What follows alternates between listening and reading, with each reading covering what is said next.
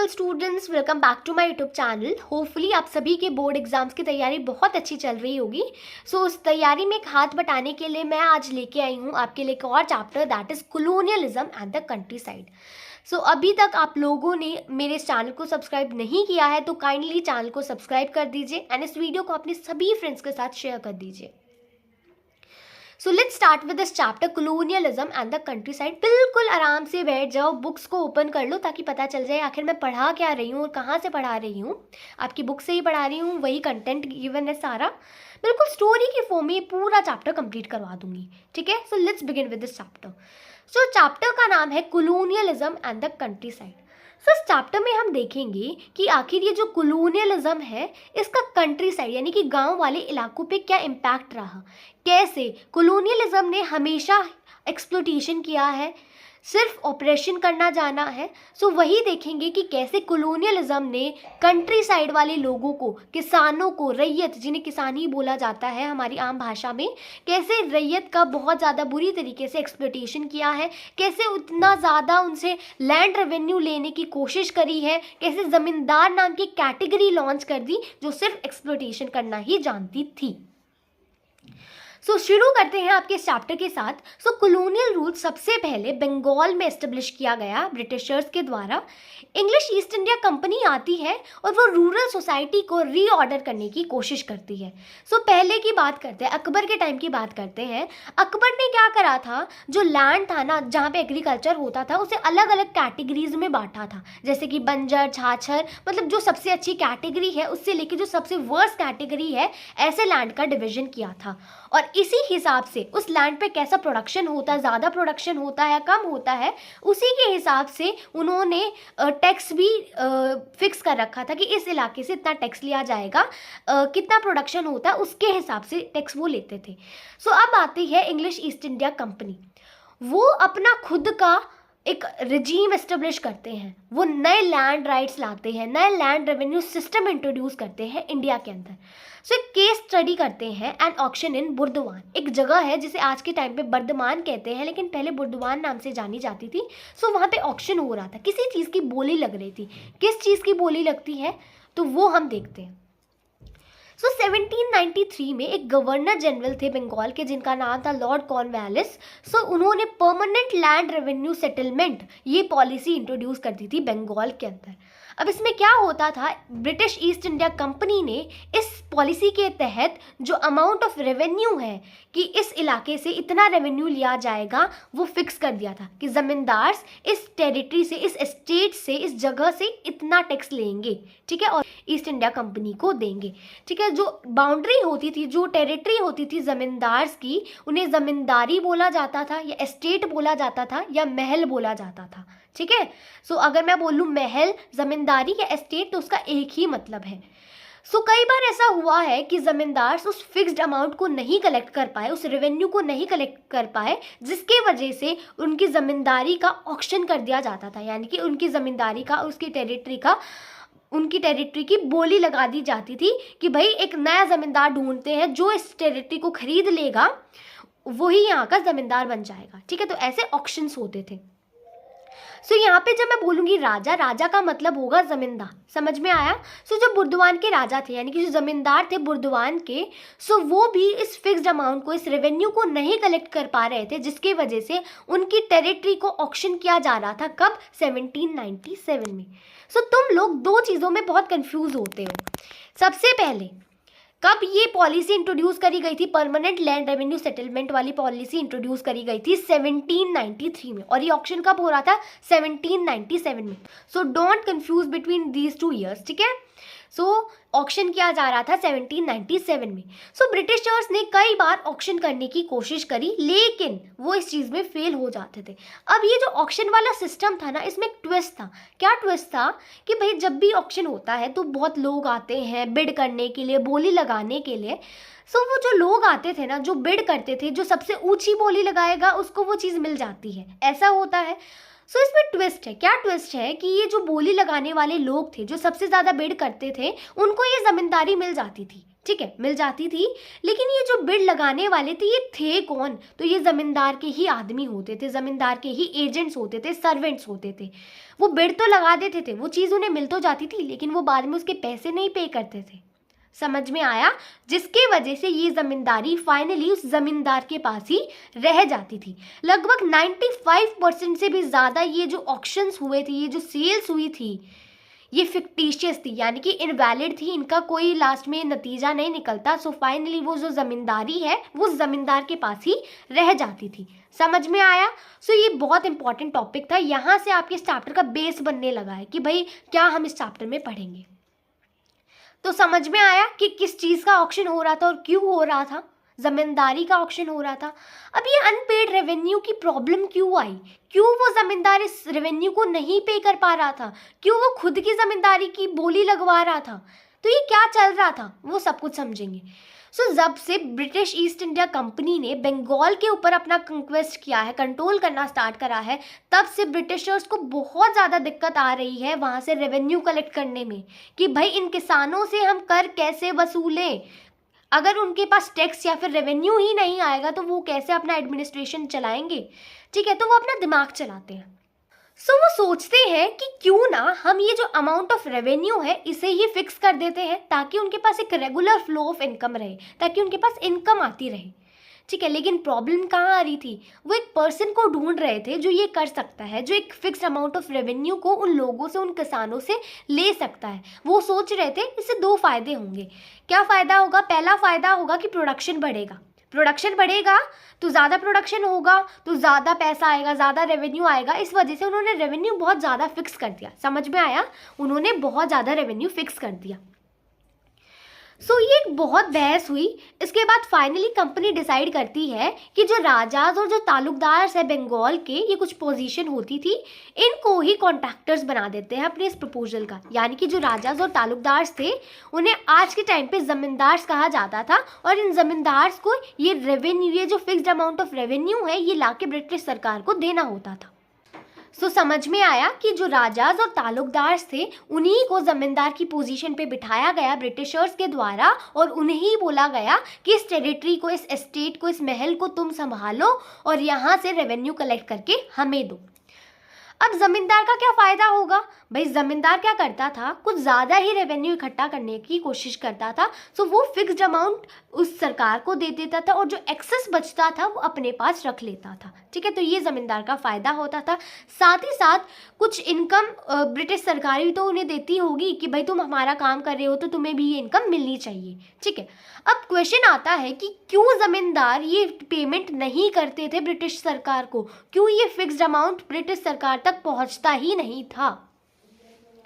सो देखो, permanent settlement में क्या होता था, ये जो राजाज और तालुकदार थे उन्हें जमींदार बना दिया गया। ठीक है, लेकिन जमींदार कोई लैंड ओनर नहीं होते थे गांव के, यानी कि उनकी ज़मीन थोड़ी थी, वो तो सिर्फ रेवेन्यू कलेक्टर थे उस जगह के, सिर्फ उन्हें तो रेवेन्यू कलेक्ट करना होता था। ठीक है, लगभग 400 गांव उनके अंडर आते थे कि 400 गांव से उन्हें टैक्स कलेक्ट करना होता था। सो कंपनी ने कैलकुलेशन करी और ये जो एस्टेट होता था उसे ज़मींदारी बोला गया कि भाई एक ज़मींदारी से उनके पास एक फिक्स्ड अमाउंट ऑफ रेवेन्यू आएगा।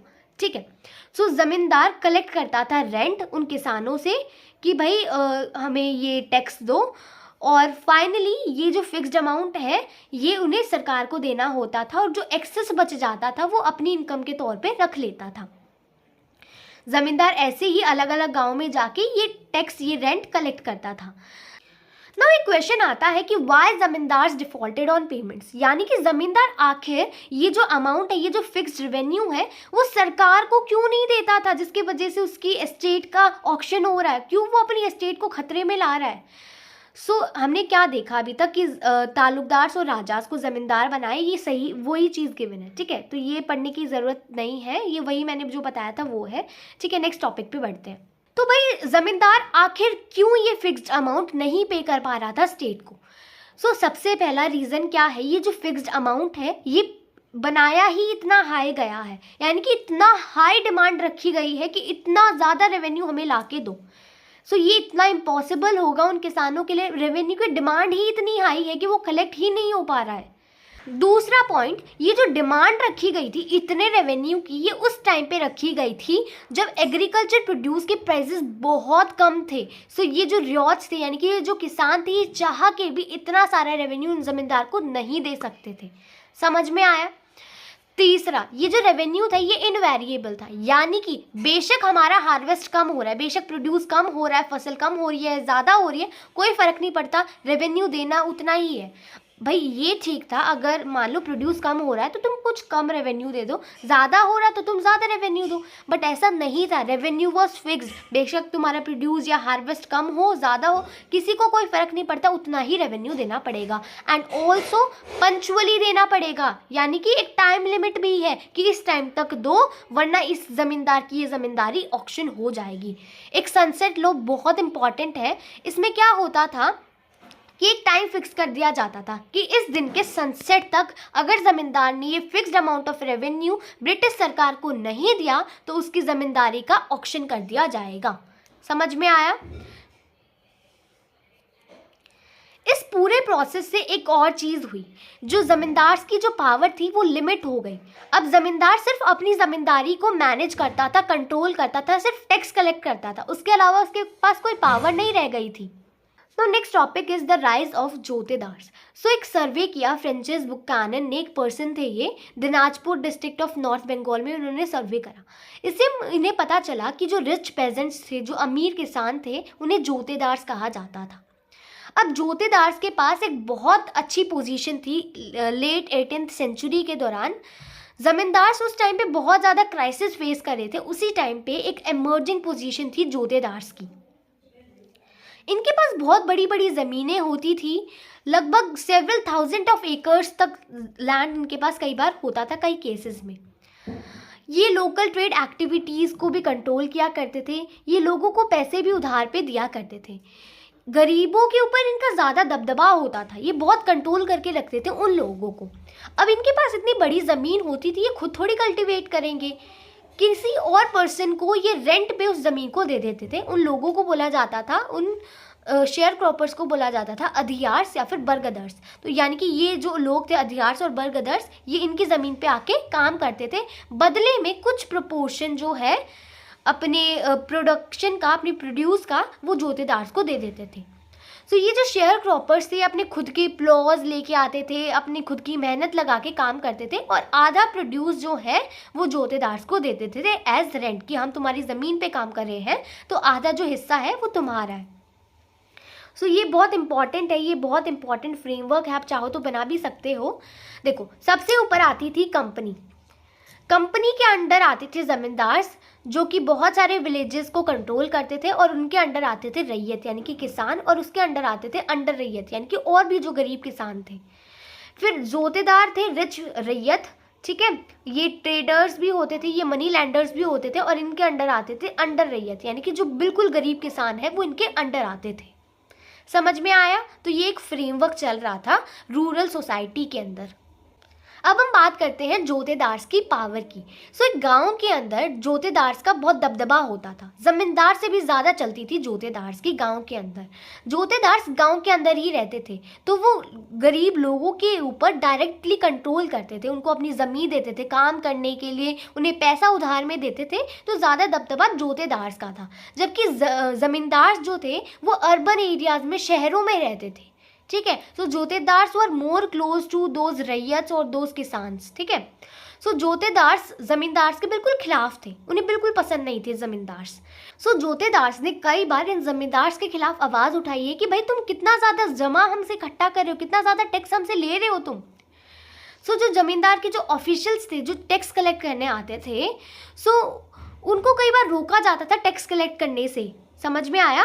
सो जोतेदार्स जो है कई बार किसानों को, रैयत्स को भी भड़काते थे जमींदार्स के खिलाफ, और कई बार इस रेवेन्यू की पेमेंट को डिले करवाते थे, मतलब उन्हें टैक्स ही नहीं देने देते थे कि भाई देखो तुमसे कितना टैक्स ले रहे हैं, तुम्हारी हालात कितनी ख़राब करके रखे, मतलब ऐसे भड़काते रहते थे, ठीक है। तो इसी वजह से कई बार जमींदार्स की जो एस्टेट है वो ऑक्शन भी होती थी।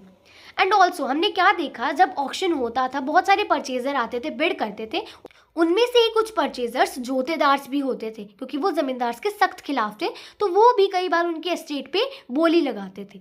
समझ में आया? जोतेदार्स बहुत ज़्यादा ताकतवर थे नॉर्थ बंगाल वाले एरिया में। खास करके कुछ जगह पे जोतेदार्स को हवलदार, घंटीदार या फिर मंडल भी कहा जाता था। अब बात करते हैं ज़मींदार की रेजिस्टेंस की, यानी कि ज़मींदार्स ने इतना कुछ इनके खिलाफ हो रहा था, उनके स्टेट्स को ऑक्शन किया जा रहा था, इसके खिलाफ ज़मींदार्स ने कौन कौन सी स्ट्रैटेजीज इंट्रोड्यूस करी। तो सबसे पहला ज़मींदार्स ने क्या करा, इतना ज़्यादा हाई रेवेन्यू उन्हें कलेक्ट करना होता था जिसके वजह से उनकी स्टेट ऑक्शन होती थी, तो उन्होंने क्या करा, फिक्टिशियस सेल वाली स्ट्रैटेजी उन्होंने अपनाई। यानी कि जब भी कोई बिड करने आता था तो वो अपने एजेंट्स बिठा देते थे जो सबसे हाईएस्ट बिड करते थे, और फाइनली वो ज़मींदारी, वो एस्टेट ज़मींदार के पास ही रह जाती थी। ये उनकी सबसे इंपॉर्टेंट और मेन स्ट्रैटेजी थी। सेकेंड, ज़मींदार्स क्या करते थे, ये जो अपनी ज़मींदारी होती थी, ये एस्टेट होती थी, ये विमेन के नाम पे ट्रांसफ़र कर देते थे। यानी कि अपनी पत्नी के नाम पे, अपनी मदर के नाम पे, अपनी बहन के नाम पे उस ज़मींदारी को शिफ्ट कर देते थे, ट्रांसफ़र कर देते थे।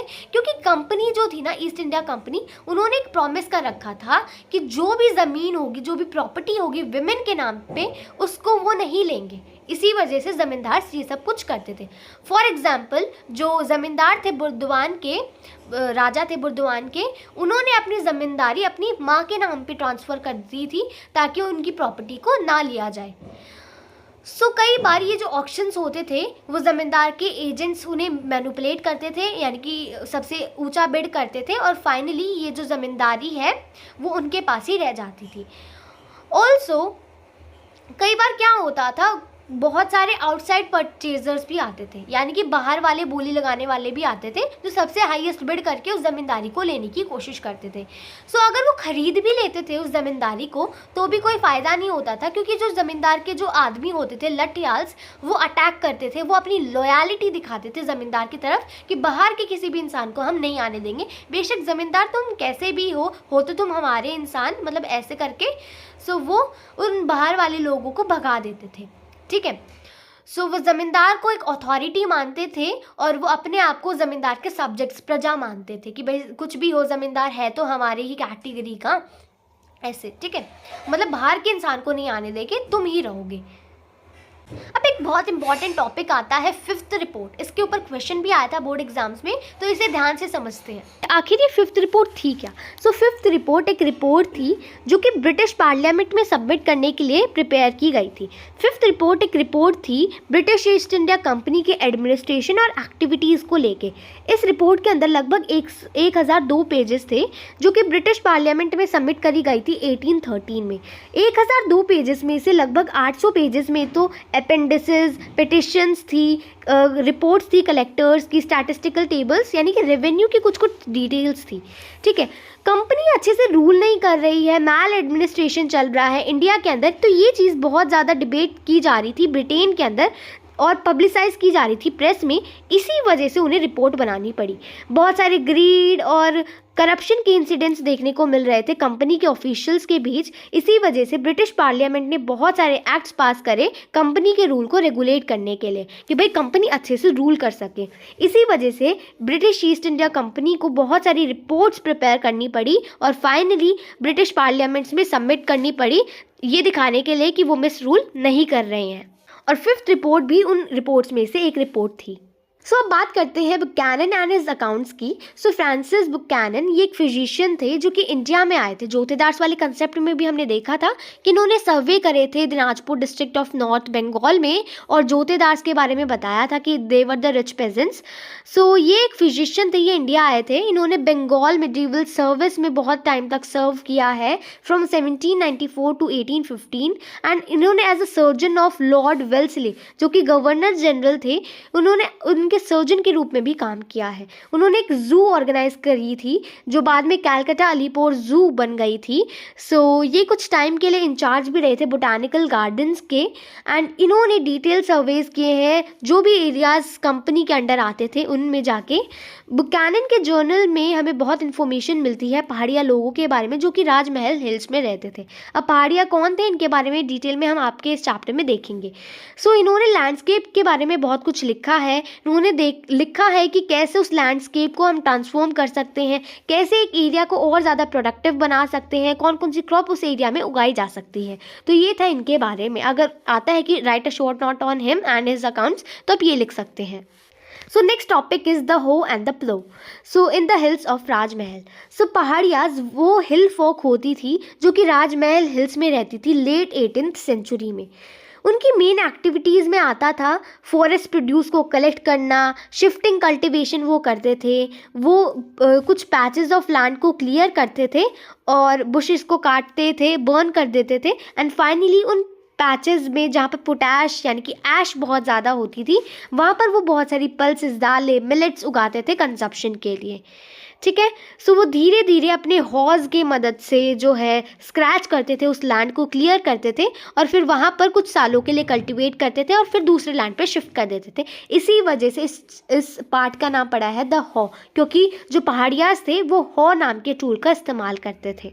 जब वो लैंड अपनी फर्टिलिटी को छोड़ देता था तो वो दूसरे एरियाज़ में शिफ्ट कर देते थे। वो मेनली फॉरेस्ट प्रोड्यूस के ऊपर डिपेंड करते थे। महुआ जो कि एक फ्लावर है वो खाने में यूज़ करते थे, सिल्क, कोकून्स, रेजिन, सो ये सारी चीज़ें वो जो है वो यूज़ करते थे, इन्हें बेचा करते थे वो बेसिकली। ठीक है, और बदले में दूसरी चीज़ें एक्सचेंज किया करते थे। वो हंटर्स होते थे, वो शिफ्टिंग कल्टीवेटर्स थे, फूड गैदरर्स थे, चारकोल प्रोड्यूसर्स होते थे, सिल्क वॉर्म रियरर्स थे, एंड वो बहुत ज़्यादा कनेक्टेड थे फॉरेस्ट से। समझ में आया? So Paharias were the ones who were deeply connected with the forest. वो कम्प्लीटली फॉरेस्ट प्रोड्यूस के ऊपर निर्भर थे। वो फॉरेस्ट प्रोड्यूस को ही लोगों के साथ एक्सचेंज कर लिया करते थे दूसरी चीज़ों के बदले। समझ में आया? अब बात करेंगे संथाल्स के बारे में। These were the Pioneer settlers. So Santhals जो थे वो राजमहल हिल्स में आए थे 1780s में, यानी कि ये यहाँ के नहीं थे। Paharias were basically originated from these Rajmahal hills, लेकिन संथाल्स कहीं और से माइग्रेट हुए थे। सो जमींदार जो लोग थे उन्होंने इन लोगों को हायर करा था ताकि ये लैंड्स को क्लियर कर सके और कल्टिवेशन को एक्सपैंड कर सके, क्योंकि भाई देखो कल्टिवेशन एक्सपैंड होगी तो वो ज़्यादा रेवेन्यू कलेक्ट कर पाएंगे। सो ब्रिटिश ऑफिशियल्स ने इन संथाल लोगों को इनवाइट करा था जंगल महल में, यानी कि ये राजमहल हिल्स है, यहाँ पर सेटल होने के लिए। ब्रिटिशर्स ने संथाल्स को ज़मीन दी एंड इन लोगों को मनाया कि तुम राजमहल हिल्स की फुट हिल्स में, यानी कि नीचे वाले इलाके में सेटल हो जाओ और वहाँ पर रह के हमारे लैंड को क्लियर करो। 1832 में एक बहुत बड़ा एरिया जिसे दामिन को बोला गया है वो संथाल्स को दे दिया गया, and this was the land given to Santhals.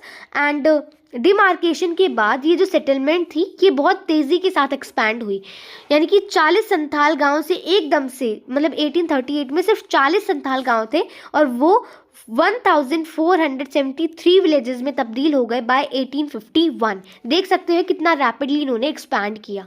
सो अब बात करेंगे संथाल रिवोल्ट की। संथाल्स को बहुत जल्दी ही रियलाइज़ हो गया कि ये जो लैंड उन्हें दिया गया है कल्टीवेट करने के लिए अब इनके हाथों से निकलता जा रहा है।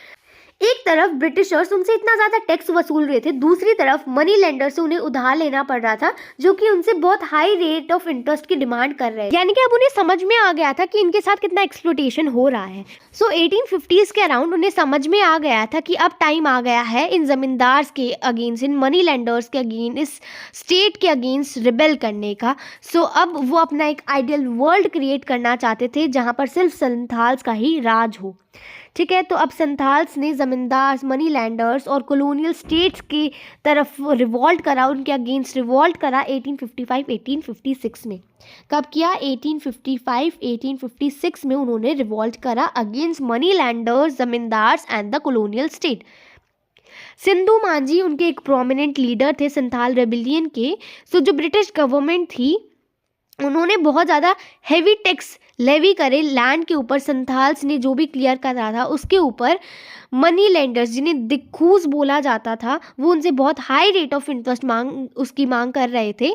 सो इसके वजह से वो लोग जो संथाल्स थे वो डेब्ट्स में फंसते जा रहे थे जो कि अनपेड था। ठीक है, तो संथाल रिवोल्ट के बाद 1855-56 में हुआ तो संथाल परगना, ये एक जगह बना दी गई। जो परगना था ये 5,500 स्क्वायर माइल्स में फैला हुआ था। भागलपुर और बीरभूम के डिस्ट्रिक्ट्स में से ज़मीन निकाल के ये संथाल परगना बनाया गया था।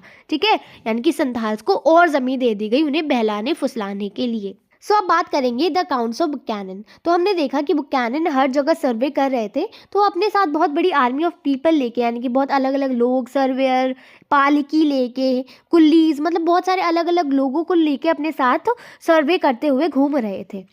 अब ये जो कॉस्ट ऑफ ट्रैवल थी, जब घूमते हैं तो खर्चा तो आता है, तो ये ईस्ट इंडिया कंपनी उठा रही थी, क्योंकि उन्हें ये सारी इन्फॉर्मेशन चाहिए थी जो कि बुकैनन उन्हें कलेक्ट करके लाके देंगे।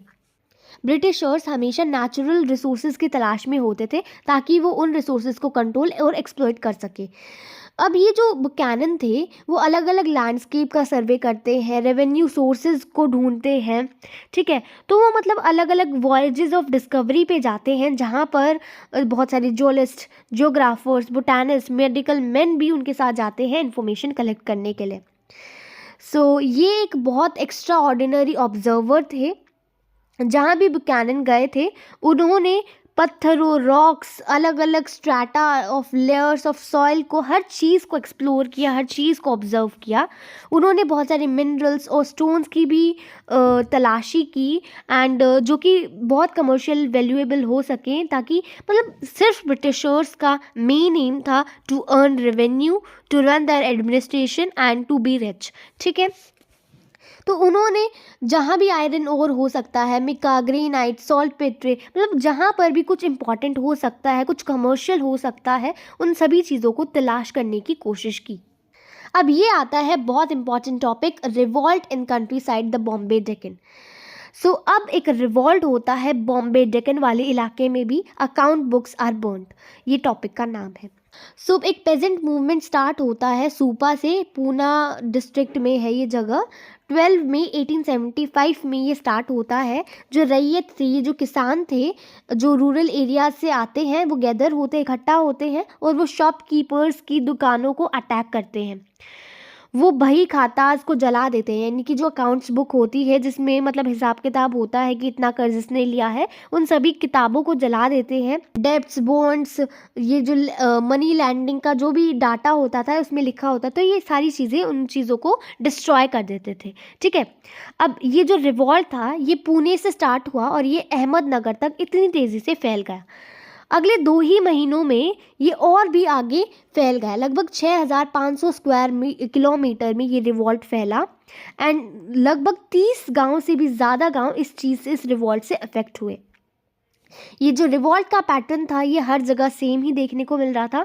साहूकार के ऊपर अटैक किया जा रहा था, उनकी अकाउंट्स बुक्स को जलाया जा रहा था, उनकी खाताज को जलाया जा रहा था, उनकी ग्रेन शॉप्स को लूटा जा रहा था, और कई बार तो जो घर थे साहूकार के उनमें आग भी लगाई जा रही थी। तो देख रहे हैं, तो यही सेम पैटर्न हर जगह देखने को मिल रहा था। A new revenue system. So जो भी 19th सेंचुरी में नई टेरिटरीज अनेक्स की गई, कंट्रोल में लाई गई ब्रिटिश सरकार के द्वारा, वहाँ पर टेम्पररी रेवेन्यू सेटलमेंट्स बनाएगी। रेवेन्यू सिस्टम जो है वो बॉम्बे डेक्कन में इंट्रोड्यूस किया गया और उसे रैयतवारी सेटलमेंट या फिर रैयतवारी सिस्टम बोला गया। देखो, बंगाल के अंदर जो सिस्टम इंट्रोड्यूस करा गया था उसे बोला जाता था परमानेंट सेटलमेंट सिस्टम, और जो बॉम्बे डेक्कन के अंदर जो रेवेन्यू कलेक्शन वाला सिस्टम था उसे बोला गया रैयतवारी सेटलमेंट। समझ में आया?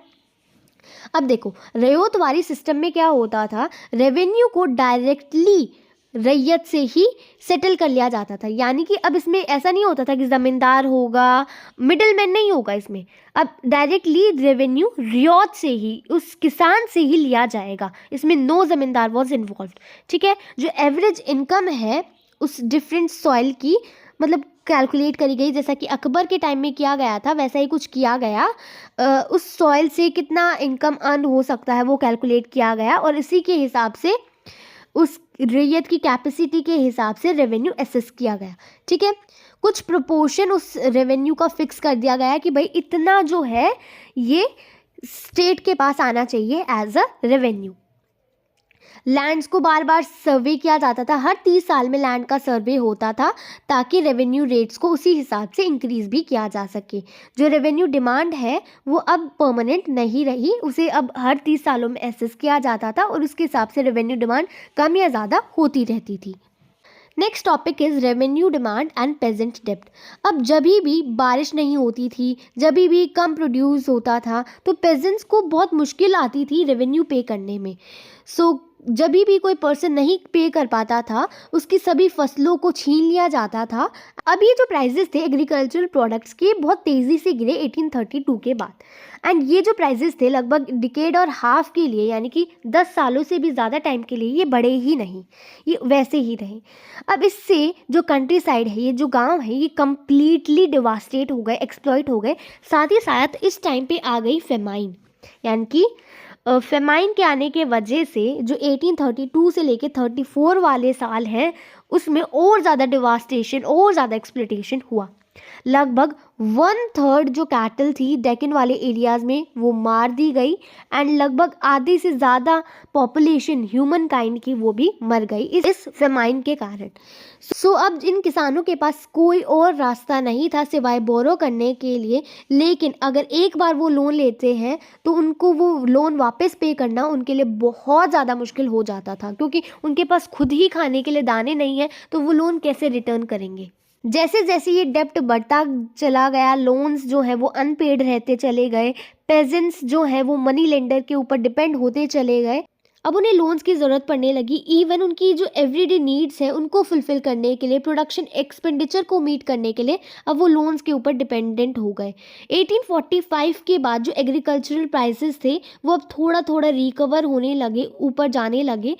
कल्टीवेटर्स अब जो है वो अपना एक्रेज जो है वो एक्सटेंड करने लगे, अब वो नए एरियाज़ में शिफ्ट होने लगे। अब वो अपने पैस्चर लैंड को कल्टीवेटेड फील्ड्स में तब्दील करने लगे ताकि और प्रोडक्शन हो सके, ताकि वो और पैसा कमा सके और अपने पुराने डेब्ट्स को फुलफ़िल कर सके और अपने फैमिली के भी पेट पाल सके। अब फिर आता है कॉटन बूम। 1857 में जो कॉटन सप्लाई एसोसिएशन थी ब्रिटेन के अंदर, इसे फाउंड किया गया। भाई these are very important dates, यहाँ पे पिछले साल भी बोर्ड एग्जाम में क्वेश्चन आया था। So when was cotton supply association found in Britain? 1857। और 1859 में मैनचेस्टर कॉटन कंपनी इसे फॉर्म किया गया था। इनका ऑब्जेक्टिव था कॉटन प्रोडक्शन को एनकरेज करना, हर एक पार्ट ऑफ वर्ल्ड, यानी कि पूरे वर्ल्ड में कॉटन की ग्रोथ को एनकरेज करना। अमेरिकन सिविल वॉर हो जाती है इसी दौरान 1861 में। इससे बहुत ज़्यादा पैनिक आ जाता है कॉटन सर्कल्स जो ब्रिटेन में चल रहे थे, कॉटन इंडस्ट्रीज थी उनमें, क्योंकि ज़्यादातर ये जो कॉटन था ये कहाँ से आ रहा था? अमेरिका से। सो ये जो रो कॉटन इम्पोर्ट्स थे अमेरिका से, ये बहुत कम होते चले गए। ये जो इम्पोर्ट था ये 3% से भी कम हो गया। समझ में आया? सो बॉम्बे के अंदर जो कॉटन मर्चेंट्स थे वो कॉटन डिस्ट्रिक्ट्स में जाते थे, वो सप्लाईज जो है वो असेस करते थे और कल्टीवेशन को जो है एनकरेज करते थे। यानी कि अब मनी लेंडर्स जो है वो लोगों को लोन देने लग गए, किसानों को लोन देने लग गए ताकि वो और ज़्यादा कॉटन जो है वो प्रोड्यूस करें। जब बूम था तो ये जो मार्केट क्रेडिट था वो आराम से फ्लो कर रहा था, यानी कि जो भी लोन देता था उन्हें पक्का विश्वास था कि उनको उनके पैसे मिल जाएंगे, क्योंकि मतलब अब प्रोडक्शन हो रहा था, किसान प्रोडक्शन करेंगे तो लोन भी मिल ही जाएगा। अब 1862 में लगभग 90% से भी ज़्यादा जो कॉटन इंपोर्ट्स थे ब्रिटेन में वो इंडिया से ही जा रहे थे। यानी कि अब किसानों को इतना फ़ायदा तो नहीं हो रहा था, लेकिन जो मिडल मैन था, जो मनी लेंडर्स थे, उनको बहुत ज़्यादा फ़ायदा हो रहा था। Next topic is credit ड्राइज up. अब इसी दौरान 1865 में सिविल वॉर ख़त्म हो जाती है एंड इसी टाइम पे जो कॉटन प्रोडक्शन था अमेरिका में वो दोबारा से शुरू होता है और इंडिया की कॉटन एक्सपोर्ट्स ब्रिटेन में अब ये बिल्कुल कम होती चली जाती हैं। सो जो एक्सपोर्ट मर्चेंट, जो साहूकार थे महाराष्ट्र में, अब वो बिल्कुल लोन नहीं दे रहे थे लोगों को, बिल्कुल भी क्रेडिट नहीं देना चाह रहे थे। इसी वजह से वो अब लोगों को क्रेडिट नहीं दे रहे थे। इसी वजह से अब जो पेजेंट्स थे अब वो दोबारा से मनी लेंडर्स के पास जा रहे थे, क्योंकि ये जो मर्चेंट्स और साहूकार थे अब ये उनसे अपना जो क्रेडिट है वो वापस मांग रहे थे कि भाई हमें हमारा पैसा वापस दो। लेकिन अब एकदम से वो कैसे दे सकते हैं? अब वो मनी लेंडर से पैसा लेंगे और वापस इन लोगों को देंगे और फिर वापस मनी लेंडर के इस जाल में फंस जाएंगे। अब वो मनी लेंडर को कैसे देंगे? ठीक है, लेकिन अब क्या हुआ, मनी लेंडर भी उन्हें पैसे नहीं दे रहे थे क्योंकि उनके पास कोई गारंटी नहीं थी कि उनका पैसा वापस आएगा या नहीं आएगा। Next topic is the experience of injustice. अब मनी लेंडर्स बिल्कुल साफ मना कर रहे थे कि हम कोई लोन्स नहीं देंगे इन किसानों को, इन रियॉट्स को। सो जो मनी लेंडर्स थे वो बहुत ज़्यादा इनसेंसिटिव थे टूवर्ड्स द प्लाइट ऑफ रियॉट्स। यानी कि ये जो मनी लेंडर्स थे पता नहीं कैसे लोग थे, ये इन किसानों का दर्द बिल्कुल समझते ही नहीं थे। ये मनी लेंडर्स जो कस्टमरी नॉर्म्स थे कंट्री साइड के, उन्हें वोलेट कर रहे, यानी कि जो मनी लेंडर्स थे वो जो लोन देने के जो लॉज हैं उनको वोलेट कर रहे थे। क्या होता है जनरली, जो इंटरेस्ट है यानी कि जो ब्याज है वो मूल से ज़्यादा यानी कि प्रिंसिपल से ज़्यादा नहीं हो सकता। यानी कि मान लो अगर तुमने 100 रुपये जो है लोन दिया है तो 100 से ज़्यादा इंटरेस्ट थोड़ी लोगे तुम। ऐसा थोड़ी 150 रुपये इंटरेस्ट में लोगे तुम 100 के बदले, ऐसा नहीं होता है। लेकिन ये जो नॉर्म था ये तोड़ दिया गया अंडर कॉलोनियल रूल। ठीक है, बहुत सारे केसेस में डेक्कन रियॉट्स कमीशन एक कमीशन बना था इस चीज़ को इन्वेस्टिगेट करने के लिए। तब पता चला मनी लेंडर जिन्होंने लगभग 100 रुपये का लोन दिया है वो लगभग 2000 तक का इंटरेस्ट उन लोगों से चार्ज कर रहा है। सो यार दिस इज़ हद ऑफ एक्सप्लोटेशन। कितना ज़्यादा एक्सप्लोटेशन हो रहा है उन किसानों का। ना सिर्फ जो स्टेट है, जो ब्रिटिशर्स है वो एक्सप्लॉइट कर रहे हैं, बल्कि अपने ही लोग, अपने ही money lenders were exploiting those people very much. These people were so inhuman, so insensitive कि इनका प्लाइट वो समझते ही नहीं थे। So next topic is limitation law. So 1859 में ब्रिटिशर्स ने एक लिमिटेशन लॉ पास करा जिसमें उन्होंने बोला कि ये जो लोन बॉन्ड्स है मनी लेंडर्स और रियॉट्स के बीच में, इनकी वैलिडिटी 3 साल तक ही है, यानी कि इससे ज़्यादा वो इंटरेस्ट नहीं चार्ज कर सकते हैं। लेकिन मनी लेंडर्स ने अपने हिसाब से इस लॉ को जो है मोल्ड कर दिया। उन्होंने हर 3 साल बाद नया लोन बॉन्ड साइन करवाया है इन बेचारे रियॉट से, सो जो कि बहुत ज़्यादा इनह्यूमन और इनसेंसिटिव था। Next topic is American civil war. So American civil war 1861 में स्टार्ट हो जाती है। इस दौरान अमेरिका से बहुत कम कॉटन जाता है ब्रिटेन के अंदर। लगभग 20 लाख बेल्स कॉटन जा रहा था 1861 में, और वो शार्पली डिक्लाइन हो जाता है 55,000 बेल्स में इन 1862। सो बॉम्बे में जो कॉटन मर्चेंट्स थे अब किसानों के पास जाके उन्हें एनकरेज कर रहे थे कॉटन उगाने के लिए, ताकि उन मर्चेंट्स को फ़ायदा हो सके, क्योंकि अब डिमांड सारी कौन फुलफिल करने वाला था? कॉटन की, India. So cotton export merchants जो बॉम्बे में थे वो साहूकार्स को एडवांस देते थे। फर्दर वो जो साहूकार थे वो क्रेडिट देते थे किसानों को, और रूरल मनी लेंडर्स भी बहुत ज़्यादा पैसे देते थे इन किसानों को, ताकि कॉटन प्रोडक्शन जो है इंक्रीज़ हो सके। अब इन डेवलपमेंट से ये जो अमेरिकन सिविल वॉर हुई थी इसने बहुत ज़्यादा इफेक्ट किया था पेजेंट्स को जो कि डेक्कन एरियाज़ में रहते थे। So last topic is the Deccan riots commission. So Deccan riots commission ये जो है गवर्नमेंट ऑफ बॉम्बे ने सेटअप करा था डेक्कन रियॉट्स के पीछे क्या कारण थे ये इंक्वायर करने के लिए। भाई क्यों ये डेक्कन के अंदर रियॉट्स हुए, क्यों ये दंगे फसाद हुए। सो इसलिए जो गवर्नमेंट ऑफ बॉम्बे थी उन्होंने ये डेक्कन रियॉट्स कमीशन सेटअप किया। सो इस कमीशन ने एक रिपोर्ट प्रेजेंट करी थी ब्रिटिश पार्लियामेंट में इन 1878, एंड इसमें हिस्टोरियंस को बहुत सारे सोर्सेज मिलते हैं और स्टडी मिलती है रियॉट्स की, भाई क्यों ये दंगे हुए। ठीक है, सो इस कमीशन ने बहुत सारी इंक्वायरीज करी है उन डिस्ट्रिक्ट्स में जाके जहाँ पर ये दंगे हुए थे, फैले थे, एंड उन्होंने उन रियॉट्स की, उन किसानों की, उन साहूकार्स की, उन आई विटनेसेस की स्टेटमेंट्स भी रिकॉर्ड की हैं।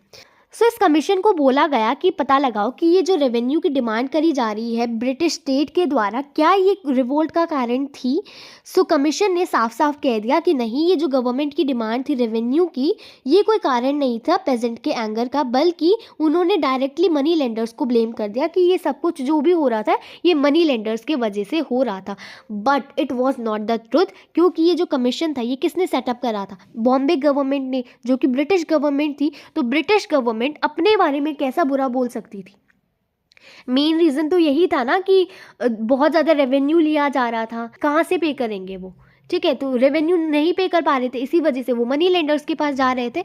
सो इस सारी चीज़ों को अपने हिसाब से मोल्ड कर दिया ब्रिटिश गवर्नमेंट ने और डायरेक्टली ब्लेम कर दिया सिर्फ मनी लेंडर्स को। That was very unfair. हाँ, मैं मानती हूँ मनी लेंडर्स की गलती थी, but they were not the soul reason for that. So I hope आपको ये चैप्टर बहुत अच्छे से समझ में आया होगा, हर एक डाउट आपका क्लियर हो गया होगा। पूरा चैप्टर मैंने पूरा एक स्टोरी की फॉर्म में कवर किया है। So thanks for watching. Channel को सब्सक्राइब कर देना, वीडियो को लाइक करना और शेयर करना मत भूलना। मिलते हैं नेक्स्ट वीडियो में। Till then keep watching, keep learning, bye bye.